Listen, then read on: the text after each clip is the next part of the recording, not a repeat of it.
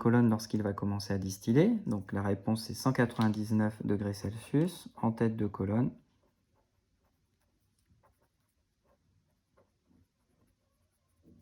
Distillation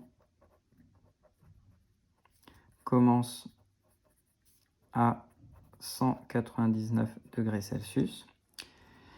Que convient-il alors de faire? Eh bien, il convient de éventuellement stabiliser le chauffage.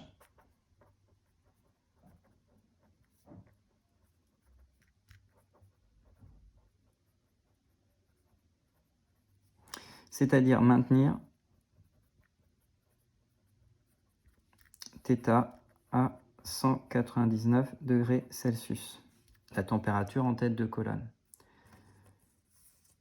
Pour éviter bien sûr de chauffer éventuellement plus que de raison et de commencer à évaporer, lorsque tout le linalol sera évaporé lui-même, de commencer à évaporer par inadvertance l'éthanoate de linalyl. L'éthanoate de linalyl sera récupéré dans le ballon en fin de distillation fractionnée. Voilà pour cet exercice. Et maintenant, nous allons pouvoir passer à la correction du troisième et dernier exercice. Dans cet exercice, on nous parle donc de la synthèse de l'indigo. Ceux qui ont fait MPS l'année dernière, parmi vous certains, ont découvert et travaillé sur cette synthèse de l'indigo et sur ces colorants naturels. On nous donne une équation. Alors, on a une équation qui nous est proposée. La meilleure solution dès le départ dans cet exercice, c'est bien entendu de simplifier les notations pour éviter de se compliquer la vie.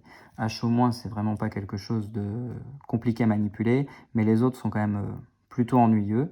Donc je vais commencer par l'espèce chimique, la première, je vais l'appeler 2-nitro, donc 2-nit, plus 2-prop, nous donne plus 2H au moins que je n'oublie pas ces ions. Je vais pouvoir rajouter quand même les états physiques, puisqu'on me parle de dissoudre de 0,50 g de 2-nitrobenzaldéhyde, ça doit supposer qu'il est solide.